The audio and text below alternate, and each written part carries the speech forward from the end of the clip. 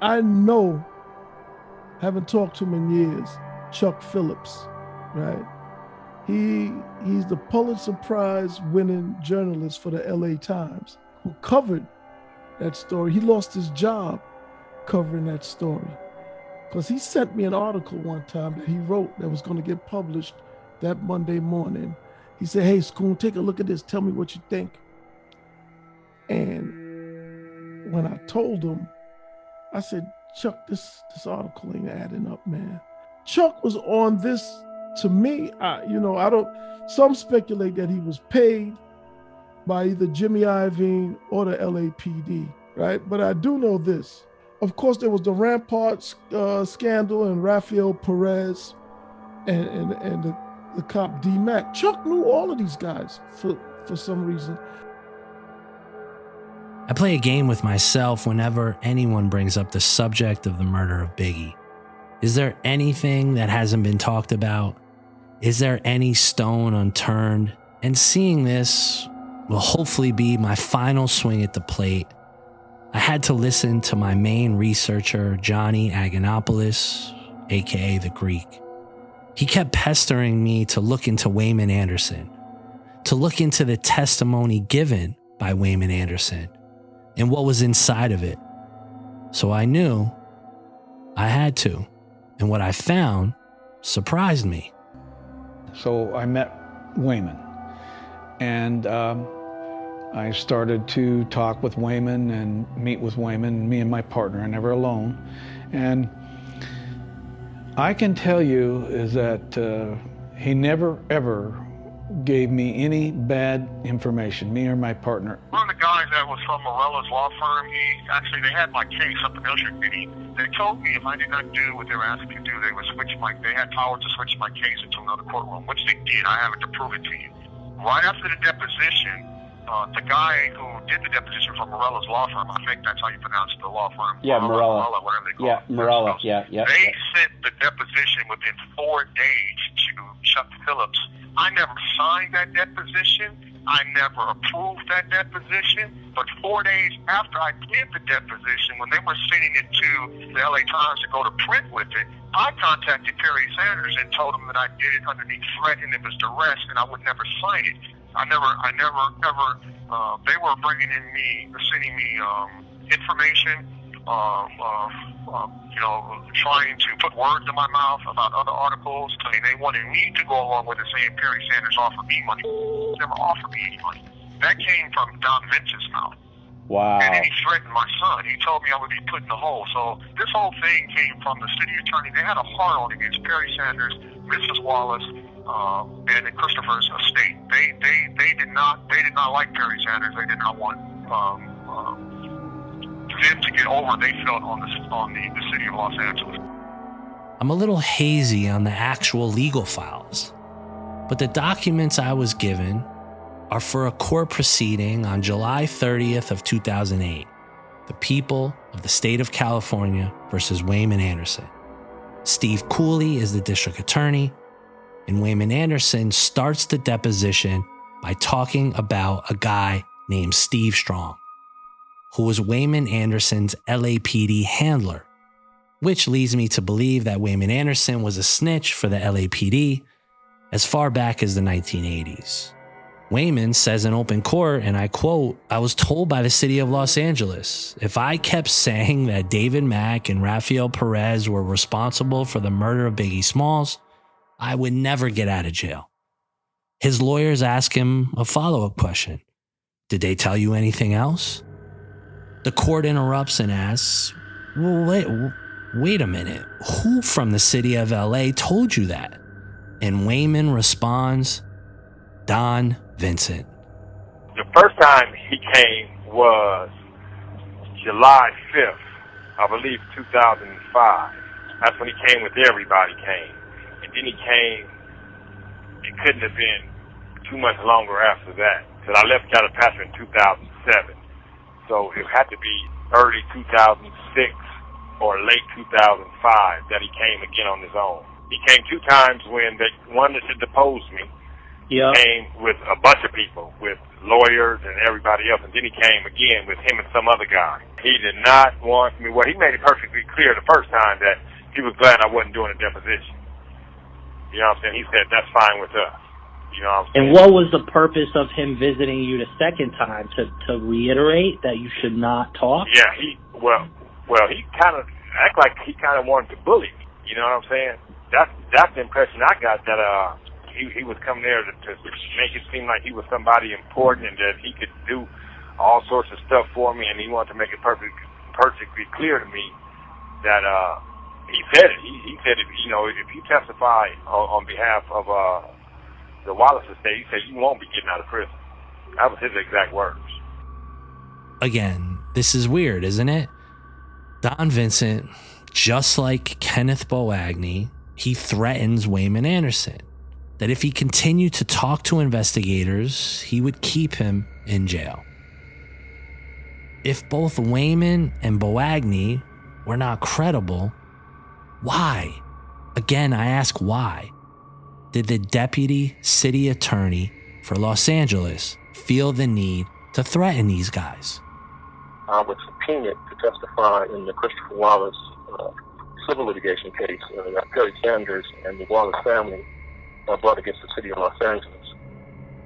And as soon as I was subpoenaed, all of a sudden my case was taken out of Peter Espinosa's courtroom and sent to Judge William Ryan's courtroom, where eventually my writ of habeas corpus was denied because I told the truth in the hearing that I was threatened by City Attorney Don Vincent that if I was to say that the same police officers who prosecuted me that walk, and speaking of Ralph Perez, had something to do with Christopher's murder, that I would spend the rest of my life in prison. And if I said that any LAPD officers had anything to do with Christopher Wallace's murder, I would spend the rest of my life in prison. As Waymon continues to be questioned in the document, the court asks him in exact language, what was the interaction? And Waymon says that Don Vincent called him inside Corcoran State Prison with his lawyer present. But the next part of the questioning is where this gets even more interesting and part baffling. Waymon Anderson tells the court that he received volumes of documents from the Los Angeles Times and, you guessed it, journalist Chuck Phillips. The lengths and steps that Berko, the DA's office, and the LA Times went, all in conjunction with each other, to try to bury me and to try to bury this case. And one of the things that Berko ended up doing was he got in bed with Chuck Phillips, because Chuck Phillips at the time, he was a Pulitzer Prize-winning journalist. He had gotten in real good with Death Row Records. And they had given him a lot of accessibility, and he kept writing a lot of these pro-Suge Knight, pro-Death Row articles. And if I proved this whole Biggie case like I knew I was going to be able to prove, it would not only ruin Death Row Records, but all these police officers that were not only Rampart officers, but also doing a lot of this off-duty stuff with Suge and at Death Row, that again, it would ruin LAPD. So Chuck Phillips starts writing these articles, starts just basically ruining me in the newspapers. Waymon Anderson states that the city of LA gave Chuck Phillips documents from the civil trial, and that Chuck Phillips gave these documents to Waymon Anderson. The documents that Waymon Anderson received from Chuck Phillips were the sealed depositions of another player in the Biggie Smalls saga, and that is Mario Hammonds, who we covered extensively in season 1. Waymon Anderson goes further that Chuck Phillips gave him other depositions that were also sealed. And keep in mind, back at that time, that federal mandated seal meant something. It meant if you leaked documents, you went to jail. It was a federal offense. Waymon was also given depositions on Kenneth Boagni, Inyame Christie, and any others that Phillips had access to. So the question is twofold. Why did an LA Times journalist have sealed depositions of an ongoing civil trial between the city of LA and the Wallace family? And why the fuck was Phillips giving these depositions to Waymon fucking Anderson inside Corcoran State Prison? This just sounds all types of fucked up. The court asked Waymon, why did the Times give the depositions to you? And Wayman's answer even stunned me. Waymon says they were trying to disqualify Perry Sanders, the Wallace family lawyer. Now, this type of subterfuge is just hard to wrap your mind around. The city of LA was using a journalist, Chuck Phillips, as a pawn to distribute sealed federal court documents. So the assumption is that not only was Chuck Phillips in bed with the LAPD and Mike Burkow, but he also must have been in bed with Don Vincent or someone inside the city of LA's legal team. Just like I thought all along, Burko is somehow involved with Chuck Phillips. That was the final straw. And then obviously, when I listened to those conversations that Chuck Phillips had recorded without Burko knowing, that was a nail in the coffin. But I had already known that Burko, once I saw that article and based on everything else that happened, I knew Burko was in bed, and that's why specifically the two LAPD guys no longer worked the case with me, and I was careful on what information I was briefing either Burko or this other guy named Al Michelina. What happens next does connect a few dots. So Waymon Anderson, who we know had a relationship with Suge, goes into more detail. He says that Chuck Phillips went and visited him in Corcoran State Prison, and when he visited him, Chuck Phillips brought with him letters from Suge Knight, wherein Suge threatened Waymon Anderson. It's no secret that Chuck Phillips wrote a lot about the rise of Suge Knight, and many of my sources told me that Chuck had a very close relationship with Suge. How deep this connection went and how nefarious it was, who fucking knows?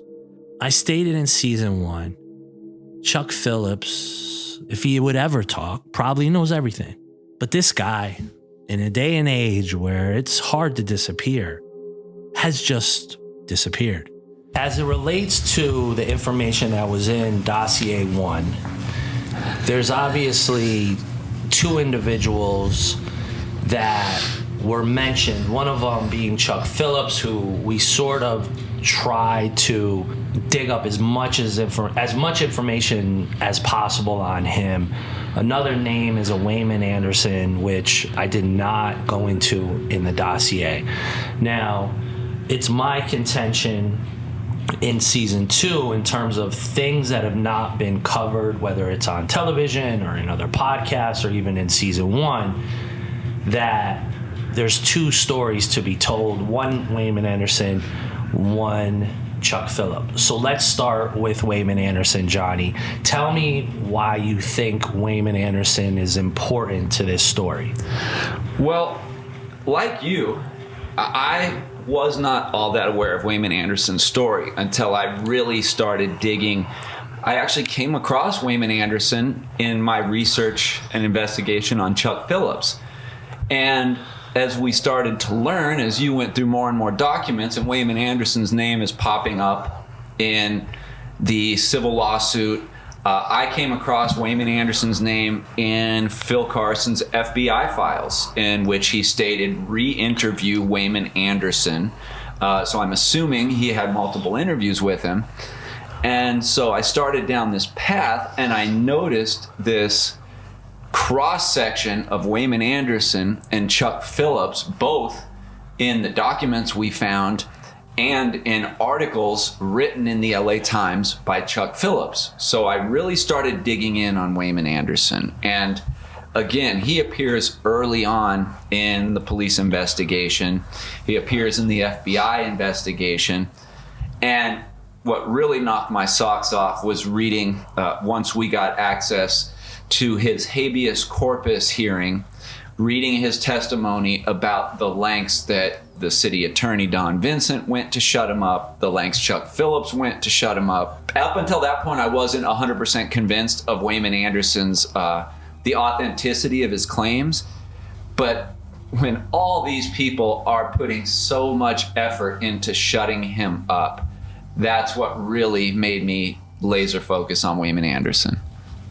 And do you believe some of the narrative that Waymon Anderson says? It's funny because Waymon Anderson changed his story, and one of the first things I had access to was actually the civil lawsuit deposition of Waymon Anderson.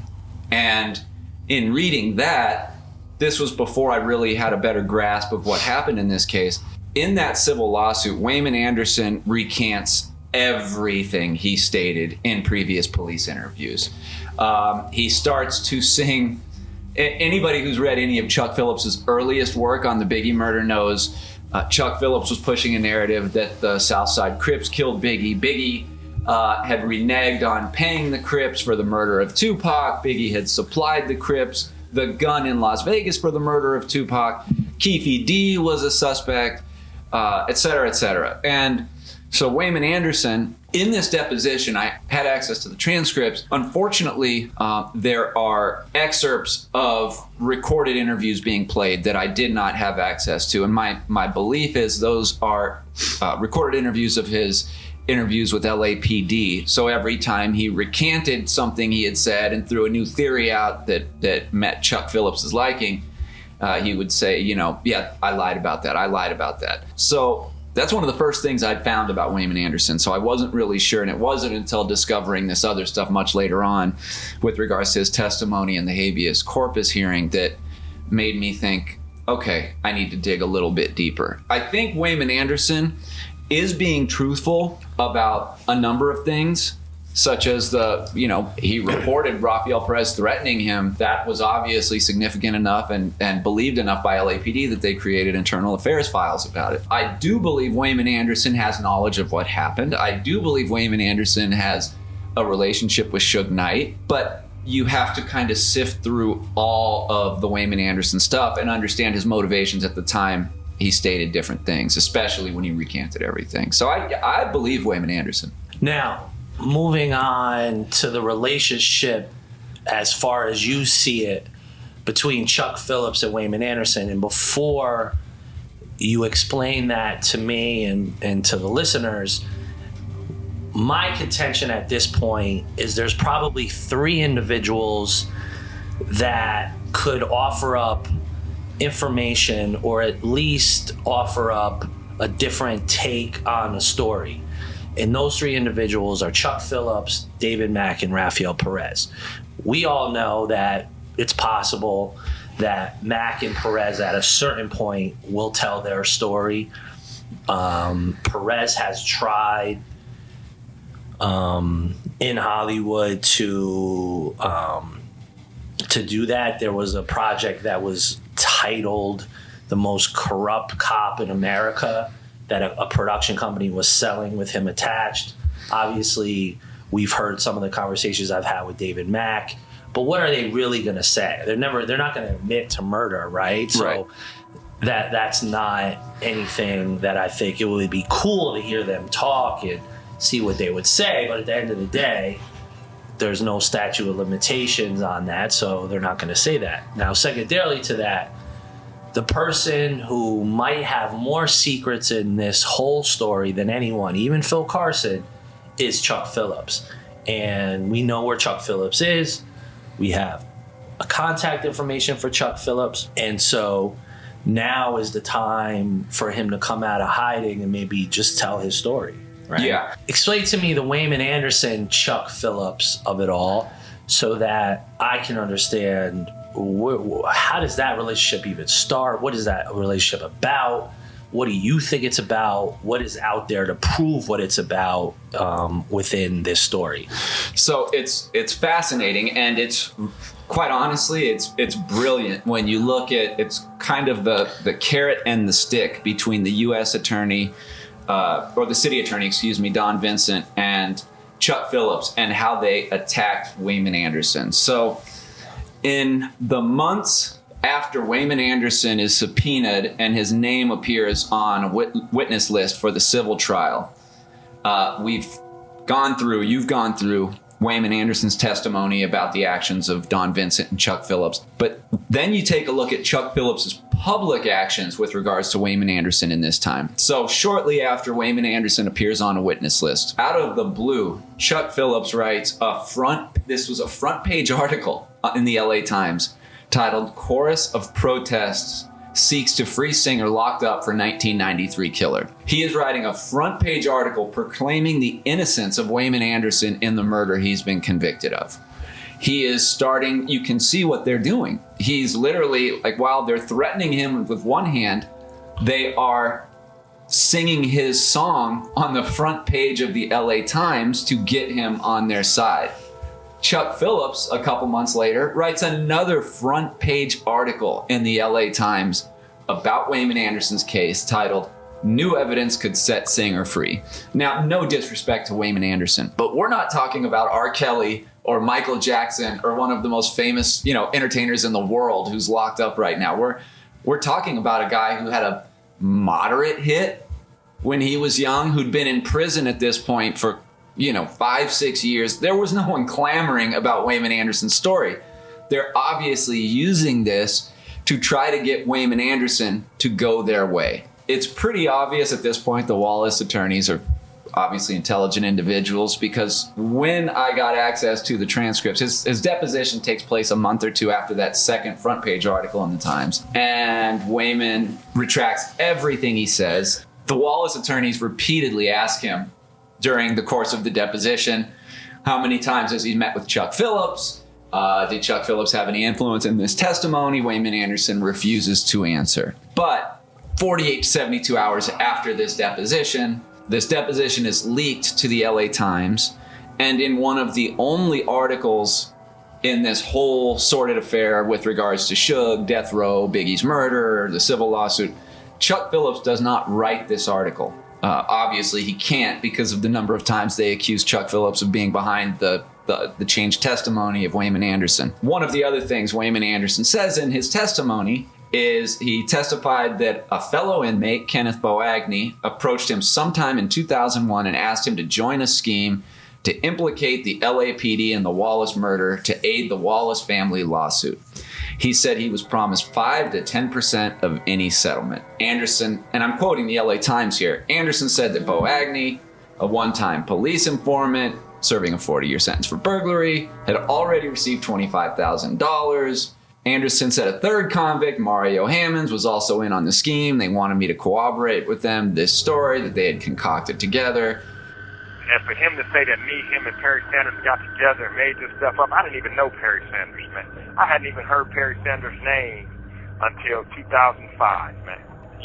Because Perry Sanders wasn't even on the case I didn't even know they were doing a civil case in 2002 at that time. I didn't even know they were doing a civil case. So, that was a total lie. But okay. I never talked to him. I can assure you that I never talked to him about this at all. And if he said I did, he's lying. And this is incredible. They also used the accusation that Perry Sanders had tried to bribe David Mack and his attorney in, quote, an accusation that has echoes in Anderson's claim. So you're starting to see this puzzle put together. You wonder why Waymon Anderson was given depositions of Kenneth Boagni, Mario Hammonds, Yame Crystal. And it is to concoct this story that all these guys are in cahoots, and they made up this story in order to get a piece of the pie with regards to the civil settlement. Now, the most simple fact-checking by the LA Times could have shown how ridiculous this theory is. Waymon Anderson and Kenny Boagni were in prison together for a few months. One of them was transferred in May of 2001. The Wallace civil lawsuit wasn't even filed for almost a year, April of 2002. So unless Perry Sanders figured out how to build a time machine and go back a year prior to before he was even involved in this case, this whole thing falls on its face. Yet the LA Times did none of that. They just run with this story. And within days, this story spreads nationally like wildfire. The Today Show, CBS News, Rolling Stone magazine, Billboard magazine, all parrot that these witnesses in the Wallace case had created this scam in order to get money out of the city. So you kind of see what happens on top of the threats Waymon Anderson receives from Don Vincent and Chuck Phillips. This was all an incredibly brilliant plot to not only try to get Perry Sanders off the case, but to also completely destroy the credibility of the Wallace lawsuit in the public forum. Interesting. By the way, Yame Christie, I'd like to make this point. You know, if somebody wanted to try to convince us that this was all some scheme by Waymon Anderson, Kenny Bogney, and Mario Hammonds, like I said, it absolutely doesn't work with regards to the timeline and when they were in contact with each other.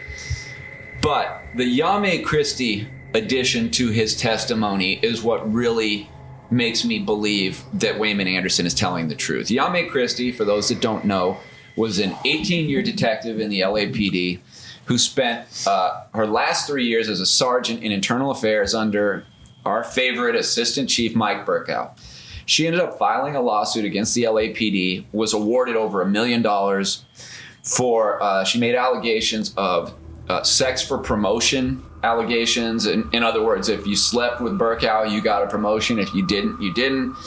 She also claimed that she was retaliated against, and she complained to the Inspector General about a large amount of evidence taken from her internal affairs computer relating to the murder investigation of rapper Christopher Wallace. Now, here's the thing. In any press coverage back then, there is absolutely no mention of her involvement with Biggie's murder, the case, the evidence, etc. Anything in the public forum at the time of Waymon Anderson's testimony only stated that Yame Christie had sued the LAPD regarding the sex for promotion allegations and how she was passed over for promotions because she would not sleep with Mike Burkow. So the fact that he includes her deposition in there tells me a lot. There's no way Waymon Anderson would have known who Yame Christie was or her relation to the Biggie case through any, obviously, fellow prisoners, or that he'd have no access to her involvement in this case. So the fact that he included her name in his testimony tells me that these claims are legitimate. As I continued to dive into the Waymon Anderson court documents, it got even weirder. Waymon states that he gave the FBI the letters that Suge Knight wrote to him with the threats.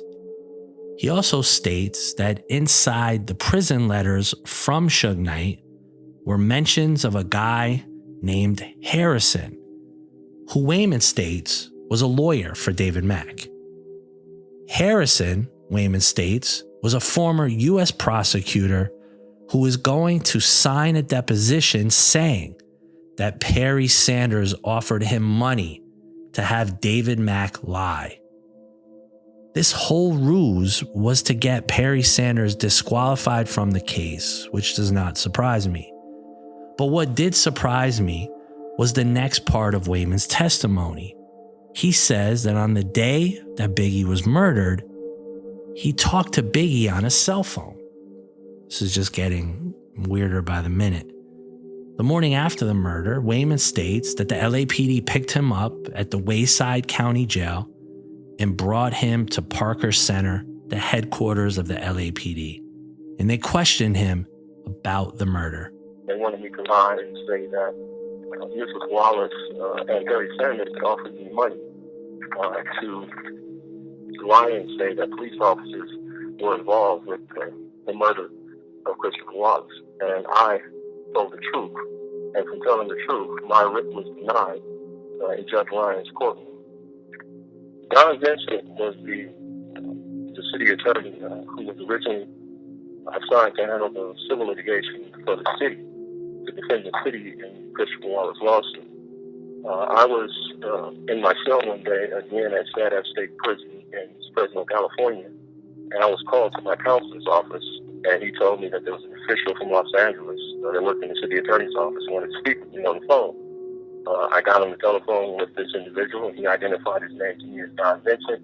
He told me that I was going to be subpoenaed for the same cell phone being found at the attorney's representing the Wallace family wanted to question me about that cell phone and about my knowledge of officers being involved with the Wallace murder. He eventually told me that he was going to come out and see me, but he never came. We had subsequent phone calls, maybe 5 or 6 phone calls, maybe even more.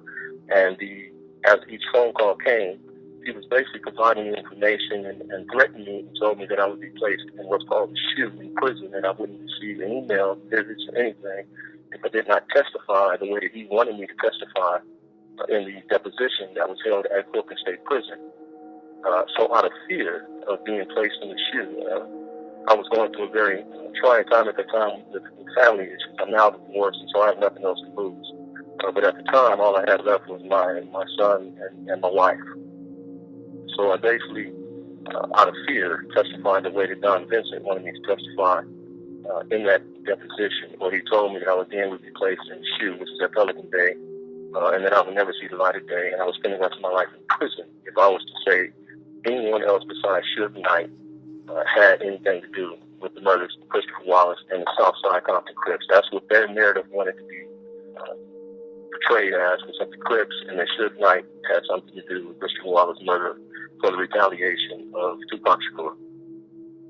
And I never signed that deposition. I never seen the deposition. I went in that room and testified exactly how Don Vincent told me to testify, because the power they have on an individual in custody is not even, you can't even imagine what they could do to the person that's in my position. The saga of Waymon Anderson is just that, a saga where city attorneys, Chuck Phillips, Rafael Perez, and the FBI all visited this guy or talked to him. I personally must admit, at this time, his story is confusing to me. But I must default to my gut. If Waymon Anderson didn't have information about Suge Knight, about the murder, about death row, why the fuck were all of these major players in this case visiting him? And why would both Don Vincent and Chuck Phillips both risk giving him sealed federal court records? Again, another mystery hiding in plain sight, another piece of the puzzle that makes sense if you know it and care. But the biggest takeaway was the strategic game the city of LA was playing was pure textbook. Red herrings, misinformation, lies, just muddy the waters so much that no one will ever be able to understand what happened. And as of now, it's really worked.